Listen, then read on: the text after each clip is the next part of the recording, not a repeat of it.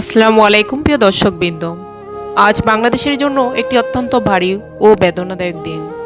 আজ আমাদের মাঝ থেকে চির বিদায় নিয়েছেন বাংলাদেশের সাবেক প্রধানমন্ত্রী, বিএনপি চেয়ারপারসন এবং একজন সাহসী নারী নেত্রী বেগম খালেদা জিয়া। ইন্না লিল্লাহি ওয়া ইন্না ইলাইহি রাজিউন। একজন নারী যিনি কখনো রাজনীতির মঞ্চে আসার কথা ভাবেননি, তিনি একদিন হয়ে উঠলেন কোটি মানুষের আশা ভরসার নাম।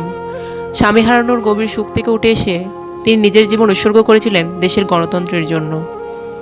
বেগম খালেদা জিয়া ছিলেন বাংলাদেশের প্রথম নারী প্রধানমন্ত্রী যিনি সরাসরি নির্বাচনের মাধ্যমে ক্ষমতায় আসেন। তিনি শুধু একজন প্রধানমন্ত্রী ছিলেন না, তিনি ছিলেন একজন সংগ্রামী নেত্রী, একজন দৃঢ়চেতা নারী যিনি ভয় পাননি জর্জঞ্জাটে পড়া রাজনীতির পথ চলা থেকে।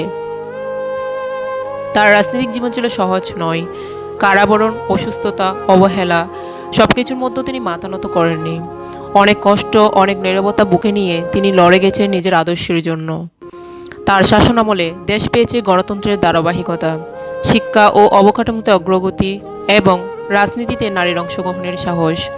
ভুল ত্রুটি মানুষ মাত্রই করে, কিন্তু ইতিহাস মনে রাখে কে কতটা দৃঢ় ছিল সংকটের সময়। আর সেই জায়গা থেকেই বেগম খালেদা জিয়া হয়ে থাকবেন বাংলাদেশের রাজনীতির এক অবিচ্ছেদ্য অধ্যায়। দীর্ঘদিন ধরে তিনি গুরুতর অসুস্থতায় ভুগছিলেন। আজ সেই সংগ্রামী নেত্রী এই দুনিয়ার সব ব্যথা কষ্ট থেকে মুক্তি পেলেন, কিন্তু রেখে গেলেন এক শূন্যতা, এক নীরবতা যা সহজে পূরণ হওয়ার নয়। আজ দল মত নির্বিশেষে পুরো দেশ একজন নারী নেত্রীর জন্য শোকাহত, কারণ মৃত্যুর কাছে সব পরিচয় হার মানে, থেকে যায় শুধু মানুষের অবদান। এই সুখের মুহূর্তে আমরা মহান আল্লাহর কাছে দোয়া করি, হে আল্লাহ, তুমি বেগম খালেদা জিয়াকে ক্ষমা করে দাও, তার সব গুনাহ মাফ করে দাও এবং তাকে জান্নাতুল ফেরদাউস নসিব করো। তার পরিবার, অনুসারী ও দেশবাসীকে এই সুখ সহ্য করার শক্তি দাও।